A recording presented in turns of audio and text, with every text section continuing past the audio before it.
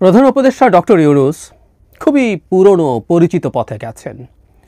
ভয় তৈরি করে একটা ভীতি আছে, সেই ভীতিটাকে সামনে রেখে তিনি তার অবস্থানকে লেজিটিমাইজ করার চেষ্টা করছেন এবং নিজের দায় দায়িত্ব থেকে মুক্তি পেতে চাইছেন। আমাদের এই মুহূর্তে যে সংকট তৈরি হয়েছে তার পেছনে খুব বড় দায় প্রধান উপদেষ্টার আছে। এটা পরিস্থিতি বুঝতে ভুল করা, সেটা অনুযায়ী ঠিকভাবে রিয়্যাক্ট করতে পারা না পারা এবং একটা ষড়যন্ত্রের আলাপ আছে, সেই ষড়যন্ত্রের অংশ হওয়া, সব কিছু মিলে প্রধান দায় তার। আজ বেশ অনেকগুলো রাজনৈতিক দল তার সাথে দেখা করেছে, যেগুলো সংখ্যার আকারে অত বড় নয়, তাদের সাথে দেখা করেছেন এবং দুটো বক্তব্য অ্যাটলিস্ট আমাদের সামনে এসছে, যেটা দেখে এটা মনে হবার কথা যে ঠিক পুরনো খেলাটা খেলছেন। কয়েকদিন আগেই তার দল এনসিপির প্রধান জনাব নাহিদ ইসলাম ১/১১ ভয় দেখিয়েছিলেন। এবার ডক্টর ইউনূস আরও দুটো ভয় দেখাচ্ছেন। এটা আওয়ামী লীগ নিষিদ্ধ করা এবং আওয়ামী লীগ সেই জনিত কারণে যা করবে বলে বলা হচ্ছে, আর একটা হচ্ছে ভারত। দলগুলোর সাথে বৈঠকের পর নাগরিক ঐক্যের সভাপতি, বিখ্যাত রাজনীতিবিদ জনাব মাহমুদুর রহমান মান্না বলছেন যে ভারত সম্পর্কে কথা বলেছেন। মাহমুদুর রহমান মান্না বলেন, তিনি আলোচনা শুরু করেছেন এই বলে যে আমরা অনেক বড় সংকটের মধ্যে আছি। এই সংকট বলতে তিনি ভারতীয় আধিপত্যবাদের ষড়যন্ত্রের কথা বলেছেন। ভারতীয় আধিপত্যবাদ আমাদের এই পরিবর্তনকে একেবারেই স্বীকার করতে চায় না, পারলে আমাদের একদিনে ধ্বংস করে দিতে চায় এবং সেই জন্য যা করবার দরকার সব তারা করছে। এই ছিল তার কথা। প্রধান উপদেষ্টা ওই নির্বাচনের কথা জানিয়েছেন, ওই কম সংস্কার হলে ডিসেম্বর, বেশি সংস্কার হলে জুনের পরে যাবে না, ইত্যাদি ইত্যাদি। তারপর তিনি বলছেন দেশের রাজনৈতিক দলগুলোর মধ্যে ঐক্য দিন দিন দুর্বল হচ্ছে উল্লেখ করে মাহমুদুর রহমান বলেন এই কারণে প্রধান উপদেষ্টা চিন্তিত ও হতাশ। তিনি আরও বলেন তারা প্রধান উপদেষ্টাকে আশ্বস্ত করেছেন তারা জাতীয় ইস্যুতে ঐক্যবদ্ধ থাকবেন। এরপর মন্ত্রিপরিষদের, ইট ওয়াজ ফানি, মানে শিশুতোষ কাজ যেটা বলছি, সেই শিশুতোষ কাজের ব্যাখ্যা উনি এইভাবে দিয়েছেন। তিনি বলেছেন সম্প্রতি উপদেষ্টা পরিষদের বৈঠকেও তিনি হতাশ হয়ে পড়েন, সেই জন্যই তিনি পদত্যাগের ঘোষণা দিয়েছিলেন। তিনি বলেন এ নিয়ে অনেক কিছু হয়েছে তাদের নিজেদের মধ্যে, সেগুলো একটা বিস্তারিত কাহিনী বললেন, কীরকম করে বাকিরা তাকে আটকেছেন, পদত্যাগপত্র লিখতে দেননি, লিখলে সেটা পাঠাতে দেননি এবং তাকে ধরে রেখেছেন। একটু অফ টপিক হলে একটা কথা বলে রাখা ভালো, ডক্টর ইউনূসের হাতে একটা ডেটারেন্ট ছিল, একটা মানে নিউক্লিয়ার ওয়েপনের মতো, যে আমি কিছু হলে কিন্তু নিউক্লিয়ার বোমা মেরে দেবো, এটা একটা ডেটারেন্ট। তো সেই ডেটারেন্টটা ততক্ষণ ডেটারেন্ট থাকে যতক্ষণ এটা ইউজ করা হয় না। প্রধান উপদেষ্টা তার সেই ডেটারেন্টটা ইউজ করে ফেললেন। মানে একটা গুজব ছড়িয়ে যাওয়া যে উনি পদত্যাগ করে ফেলতে পারেন, এটা দিয়েই সবার মধ্যে ভয় আসলো, সেটা নিয়ে সবাই খুবই তটস্থ হয়ে তাকে হাতে পায়ে ধরতে গেল। আর তিনি যখন স্বীকার করছেন তিনি এটা ব্যবহার করে ফেলেছেন, সেটা খুবই খুবই তার জায়গা থেকে আমি মনে করব খুবই নেগেটিভ হলো। এটা আর ব্যবহার করা যাবে না এবং এটা কেউ বলতেই পারেন যখন কারো হাতে এই ধরনের অস্ত্র আর থাকে না, তখন তিনি আবার হার্ড পাওয়ার প্রয়োগ করার দিকে যেতে পারেন। তিনি হার্ড পাওয়ার প্রয়োগ করার ক্ষমতা কতটুকু রাখেন বা আদৌ তার ইচ্ছা আছে কিনা, এগুলো আলোচনা আছে, সেদিকে পরে যাব। যাই হোক, তিনি রাজনৈতিক দলগুলোর মধ্যে অনৈক্যের কথা বলছেন। তার তিনি যে অনৈক্যের কথা বলছেন এটা যেমন সত্য, আবার দেশের কাঠামোর মধ্যে অনৈক্য তিনি নিজে তৈরি করছেন। আমরা আসবো সেই জায়গায়। এই বৈঠকগুলোর পর প্রধান উপদেষ্টা প্রেস সচিব কথা বলেছেন। তিনি এভাবে বলছেন, শফিকুল আলম বলছেন দেশ বড় যুদ্ধাবস্থার ভেতরে আছে। আওয়ামী লীগের কার্যক্রম নিষিদ্ধ হবার পরে ডিস্টেবিলাইজ করার জন্য তারা সব রকম চেষ্টা করছে, এ থেকে দেশকে রক্ষা করতে হবে। প্রধান উপদেষ্টা বলছেন বিভাজন থেকে উদ্ধার পেতে হবে এবং ঐক্যমত্য থাকতে হবে, সবাই একসঙ্গে বসাতে তিনি মনে সাহস পেয়েছেন। তিনি আরও বলেছেন সুষ্ঠু নির্বাচন না করতে পারলে তিনি অপরাধী অনুভব করবেন। শফিকুল আলম জানান যে সবাই নাকি তাকে গ্যারান্টি দিয়েছে, তারা তাদের পাশে থাকবেন, এই ধরনের তথ্য তিনি জানাচ্ছেন। এখন খুবই গুরুত্বপূর্ণ প্রশ্ন সেটা হলো আওয়ামী লীগের জুজুর ভয় এবং প্রধান উপদেষ্টা যে বলছেন তিনি সাহস পেয়েছেন সবাই বসাতে, তিনি তো বসতে চান নাই। তিনি তার কাছে নাকি এনাদের সাথে বসতে চেয়েছেন আর এনসিপির সাথে চেয়েছেন, বিএনপির সাথে চান নাই, বা জামায়াতও যখন সর্বদলীয় বৈঠকের কথা বলেছে প্রাথমিকভাবে তারা সাড়া পান নাই। অথচ কত কি ঘটে যাচ্ছে, কত কি ঘটে গেল। সেই টিপিক্যাল শুরুতে যে কথাটা বলেছিলাম যে এটা আমরা কতটুকু গ্রহণ করবো, টিপিক্যাল অস্ত্র। যেহেতু ভারত আমাদের উপরে তীব্র চাপ তৈরি করছে, এটা সত্য, এটা করছে, এটা নতুন করে যেটা বেড়েছে তা না। রেদার আমি মনে করি ভারতের চাপের পরিমাণ এখন অন্তত আগের তুলনায় খানিকটা কম। পাকিস্তানের সাথে তথাকথিত যুদ্ধ করতে গিয়ে তাদের যে চাপ তৈরি হয়েছিল, তারপর এক ধরনের তুলনামূলকভাবে তাদের মধ্যে কিছুটা নিষ্প্রভ ভাব আছে। চাপ তুলনামূলকভাবে এখন কম। ভেতরে ভেতরে কি হচ্ছে সেটা আরেক আলোচনা। আর বাণিজ্য নিয়ে যা যা হয়েছে ডামাডোলের মধ্যে, এটা খুব অবিশ্বাস্য বা অভাবনীয় কিছু না। বাংলাদেশও একই ধরনের পদক্ষেপ আগে নিয়েছিল, এতে আমাদের কিছু প্রবলেম আছে, কিন্তু এটা খুব র্যাডিক্যাল কিছু, এটা একেবারে অপ্রত্যাশিত কিছু তা না। আর আওয়ামী লীগ নিষিদ্ধ করার জন্য একেবারে যুদ্ধাবস্থা হয়ে গেছে, তারা ডিস্টেবিলাইজ করতে চাইছে। আওয়ামী লীগ নিষিদ্ধ না করলেও ডিস্টেবিলাইজ তারা করার চেষ্টা করেছিল, এখন এটা বাড়তে পারে খানিকটা। তো সরকার যখন এই কাজগুলো করেছে, সরকারকে এগুলো তার মতো করে ম্যানেজ করতে হবে। এখন আওয়ামী লীগ যেহেতু নিষিদ্ধ দল, তাদের কর্মকাণ্ড সহ সব কিছুর বিরুদ্ধে পুলিশি এবং আইনি ব্যবস্থা নেওয়া তাদের জন্য খুবই সম্ভব। তারা সেটা করতেই পারেন যে কোনো সময়ে, যে কোনোভাবে তারা সেটা করুন, তাদের সে ক্ষমতা আছে। এগুলো আসলে কেন সামনে আনা হলো? শুরুতে যেটা বললাম, সরকার এখন খানিকটা বেকায়দায় আছে বলে মনে হয়। কারণ প্রধান উপদেষ্টা, এই যে বলছি, উনি যে কাজটা করে ফেলেছেন, এটা দুটো অপশন আমি বহুবার বলেছি। একটা হলো তিনি অতি চালাকি করতে গেছেন, আর একটা হলো তিনি শিশুতোষ একটা সিদ্ধান্ত নিচ্ছেন, মান অভিমান করে অভিমানী বালকের মতো সিদ্ধান্ত নিতে গেছেন। কোনোটাই আসলে ভালো না, কোনোটাই ভালো না। এরকম সময় এরকম দায়িত্বে থাকা একজন মানুষ শিশুতোষ আচরণ যেমন করতে পারেন না, আবার তিনি এটাকে নাটকের মতো করে অতি চালাকি করে এই নাটকটা তৈরি করলেন, সো দ্যাট সবাই হন্তদন্ত হয়ে এসে তাকে থামায় এবং তিনি যা যা করতে চান সব কিছু তাকে করার মতো ব্ল্যাঙ্ক চেক দেয়। সেটা একটা এক্সপেকটেশন থাকতে পারে, এটাও ভালো না। তো এখন এই প্রেক্ষাপটে তিনি যখন আসলেন, তিনি এখন চাইছেন সবাই তার প্রতি আগের মতো করে থাকুক। আমি বিশ্বাস করি এবারকার এই ঘটনার পর তিনি তার অবস্থান হারিয়েছেন, এবং তো সেটা হারানো উচিত। উনি তার জায়গা থেকে, তিনি তার পরিষদ সবাই মিলে কে কাকে কতটুকু ইনফ্লুয়েন্স করেন, কি করেন না করেন, এগুলো দেখার সময় আর নাই। এটা যেহেতু প্রধান উপদেষ্টা, প্রধান ব্যক্তি, তাকেই এগুলোর দায় দায়িত্ব নিতে হবে। এটাই নিয়ম। তিনি প্রধান ব্যক্তি, তাকে এগুলোর দায় দায়িত্ব নিতে হবে। দেশের মধ্যে বরং ওই যে ঐক্যের কথা বললো, দলগুলোর মধ্যে বিভাজনের কথা বলল, এটা ভুল না। আমরা 5 আগস্টের পর থেকে দেখছি এক দলের সাথে বা চিন্তাগত দিক থেকে বিভিন্ন রকম লোকজন নানান রকম কালচারাল ফাইটে, আইডিওলজিক্যাল ফাইটে নেমে পড়েছেন। প্রথম দিন থেকে এই আলাপটা করছিলাম যে এটা ঠেকানো দরকার, এটা ঠেকাতে পারলেই তখন আমরা আসলে ওয়েলফেয়ারের রাজনীতির কথা বলতে পারবো। কিন্তু আনফর্চুনেটলি, বাট খুব আনএক্সপেক্টেডলি না, এটা হয়তো হবারই কথা ছিল, এটা ঘটেছে। সো এই অনেক তো ছিলই, এটা নতুন করে তো কিছু না, এটা একেবারেই নতুন করে কিছু না। বরং আমরা যদি এই সন্দেহ করি, এনসিপি সাম্প্রতিক সময়ে বিশেষ করে বিএনপির সাথে যে সংঘাতে জড়িয়েছে, এর সাথে সরকারের ইন্ধন আছে, আমরা তো সেটা বলতেই পারি। কারণ এই সরকার এনসিপির উৎস, আমরা এভাবে যদি বলি, এনসিপির খুবই প্রধান পৃষ্ঠপোষক হচ্ছে এটা সরকার।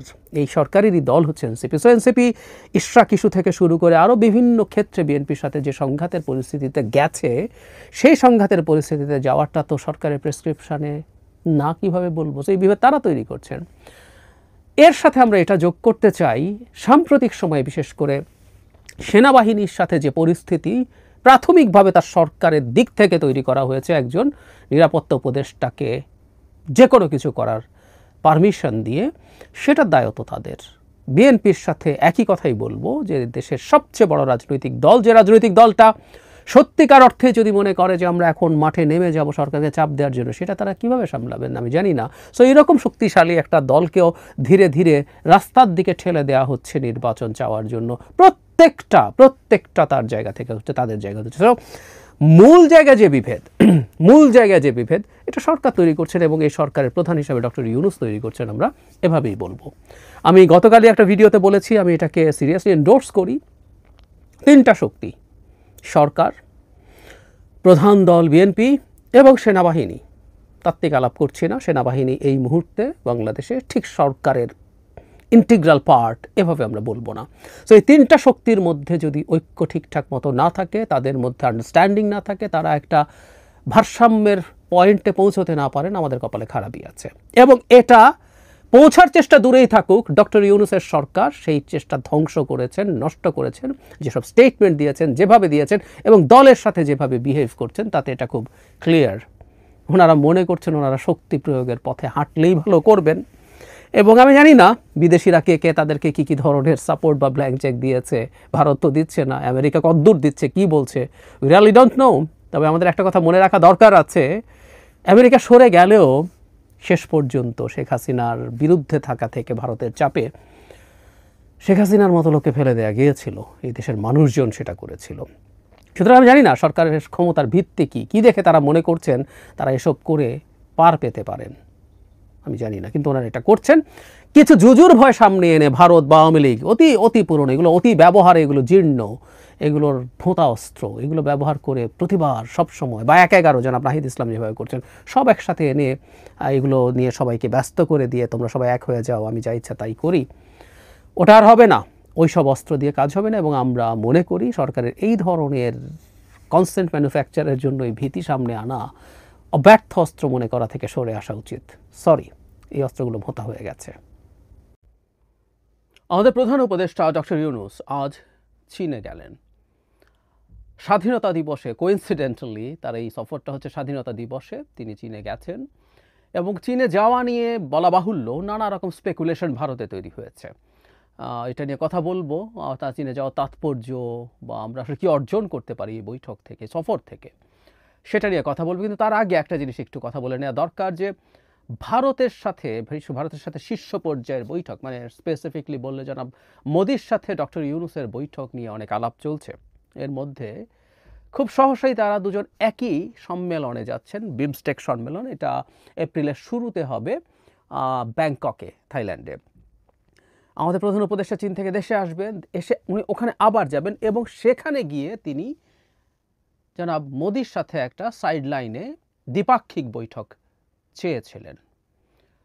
সেটাও প্রত্যাখ্যাত হয়েছে বলে ভারতের বরাতে আমরা জানি, আমাদের দিক থেকে এখন এটা স্বীকার করা হয়নি। একটা প্রশ্ন আসতে পারে, এই প্রশ্নটা নিয়ে আসলে কথা বলতে চাই, সেটা হচ্ছে বারবার এই কারণে বলছি, অন্তত আরেকবার আমাদের প্রধান উপদেষ্টার দিক থেকে একটা মাল্টিল্যাটারাল সম্মেলনে জনাব মোদির সাথে বাইল্যাটারাল মিটিং চাওয়া হয়েছিল সাইডলাইনে। সেটা হচ্ছে জাতিসংঘের সাধারণ পরিষদের যে বৈঠক, যেখানে জনাব বাইডেনের সাথে সাইডলাইন বৈঠক হয়েছিল, সেখানে মোদির সাথেও বৈঠক চাওয়া হয়েছিল বাংলাদেশের দিক থেকে, কিন্তু মোদি সেটাকে এড়িয়েছেন, তার সফরসূচিকে অ্যাকোমোডেট করতে পারছেন না এটা অজুহাত দেখিয়ে। আসলে তিনি দেখা করতে চাইলে সে সময় হতো, তিনি চাননি, তিনি সেটা ডেলিবারেটলি অ্যাভয়েড করেছেন, আবারও করলেন। বিমস্টেকেও দেখা হচ্ছে না, এরকম বলা যায়। এর মধ্যে আরেকটা নিউজ আমাদের সামনে আসলো, ভারতের দ্য হিন্দু।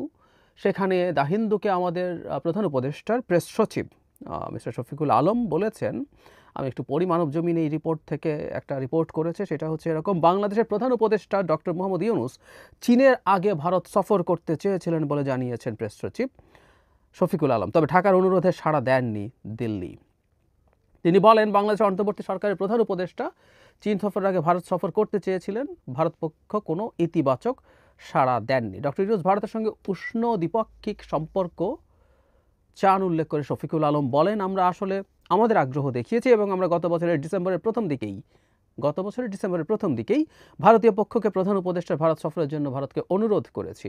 চীন সফর চূড়ান্ত হওয়ার কয়েক সপ্তাহ আগে দিল্লিকে এ বিষয়ে অবহিত করা হয়, দুর্ভাগ্যবশত এতে কোনো ইতিবাচক সাড়া মেলেনি।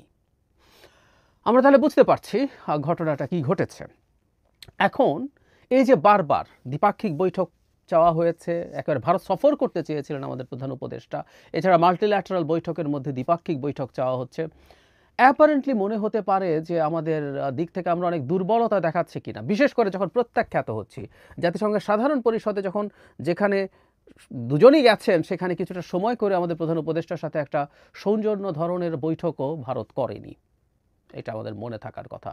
কিন্তু সেই সম্মেলনেই আমি যতদূর মনে করতে পারি চীনের যিনি পররাষ্ট্রমন্ত্রী, তার সাথে আমাদের প্রধান উপদেষ্টার বৈঠক হয়েছিল, অনেকের সাথেই হয়েছে, তার মধ্যে তার সাথেও হয়েছে। পরবর্তীতে বাংলাদেশ দ্বিপক্ষীয় সফরে বাংলাদেশের প্রধান উপদেষ্টা ভারত যেতে চেয়েছেন, সেটাকে তারা ডিক্লাইন করেছে, এবং সর্বশেষ বিমস্টেকেও তারা অ্যাগ্রি করছে না। এখন ওই যে বললাম যে ক্রমাগত একটার পর একটা প্রত্যাখ্যানের পর আবারও চাওয়াটাকে আমরা কিভাবে দেখব? প্রথম কথা, আমরা চেয়ে কি খুব বেশি মেরুদণ্ডহীনতা দেখিয়েছি?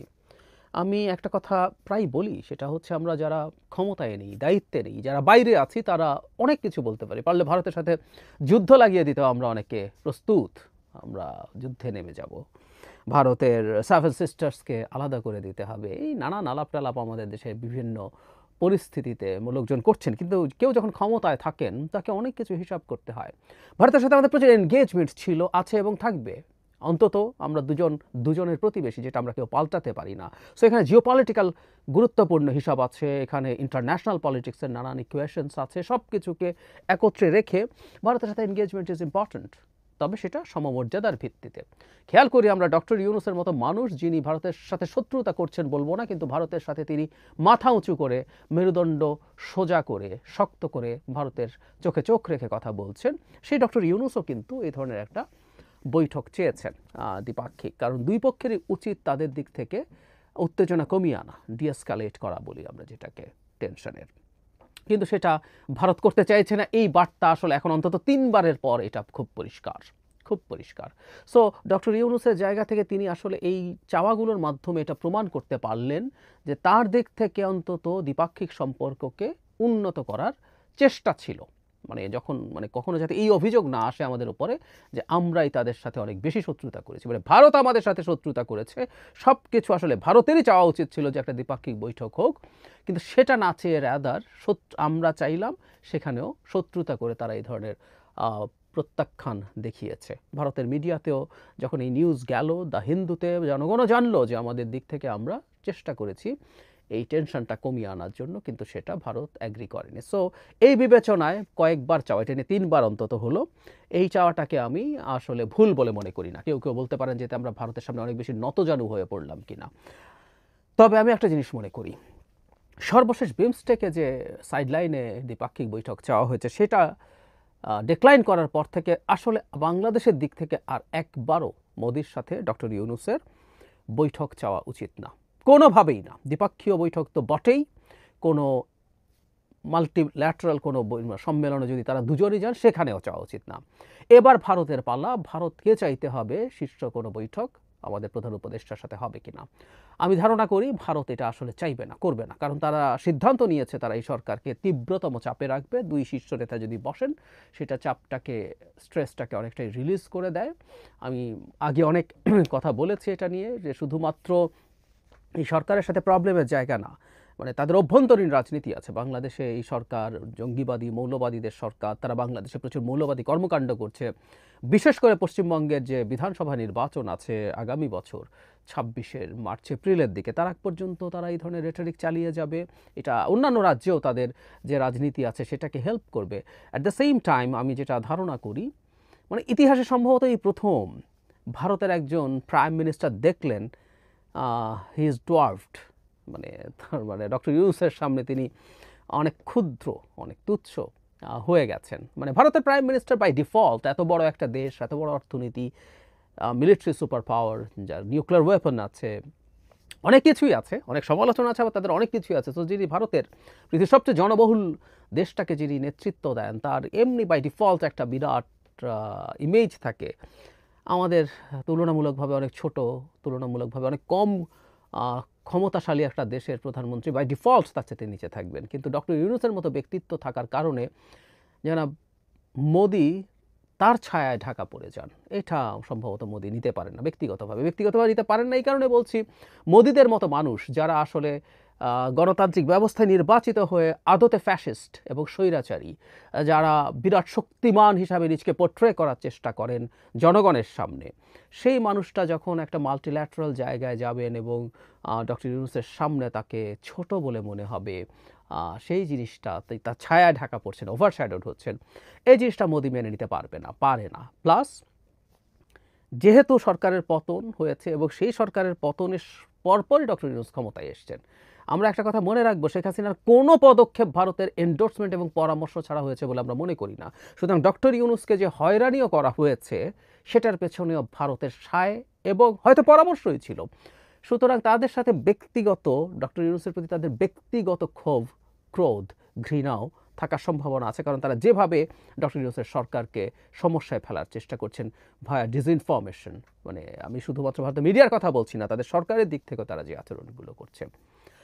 বটম লাইন হচ্ছে, আমরা চাই প্রথমত এই তথ্যগুলো যখন সামনে আসছে অনেকেই এটাকে বলার চেষ্টা করবেন যে আমরা বা ডক্টর ইউনূস নতজানু হয়ে গেছেন কিনা। আমি এটা একেবারেই মনে করি না। উনি যা করেছেন সঠিক কাজ করেছেন। ডিপ্লোম্যাসিতে এটাই হয়, টাফ হওয়া, মাঝে মাঝে আবার কিছু সদিচ্ছার সাইন দেখানো। এখন আমার বক্তব্য হচ্ছে এটা দেখানো যথেষ্টের বেশি হয়ে গেছে। আরেকবারও ভারতকে এই ব্যাপারে বাংলাদেশের দিক থেকে এক্সপেক্ট করা কিছু নেই। এবার যদি আবার করি এতবার পরেও, সেটা আলটিমেটলি আমাদের নতজানু অবস্থারই প্রকাশ করবে, এবং যত নতজানু হয়েছে আমরা দেখাবো ভারতকে, সেই জিনিসটা আসলে ভারত তার দিক থেকে তত শক্ত হয়ে যাবে। সুতরাং এটা আমাদের মাথায় রাখা দরকার আছে। নতজানু ক্রমাগত হতে থেকে আসলে আর লাভ হবে না, নতজানু সে যদি মনে করে ফেলেন। সো আমরা এবার চুপ থাকবো, ভারতকে আসতে হবে, জনাব নরেন্দ্র মোদীকে তার জায়গা থেকে আগ্রহ প্রকাশ করতে হবে। তিনি বাংলাদেশের প্রধান উপদেষ্টার সাথে বসবেন এবং তিনি এক্সিস্টিং যে স্ট্রেস, যে টেনশন আছে সেগুলো ডিএসকালেট করবেন।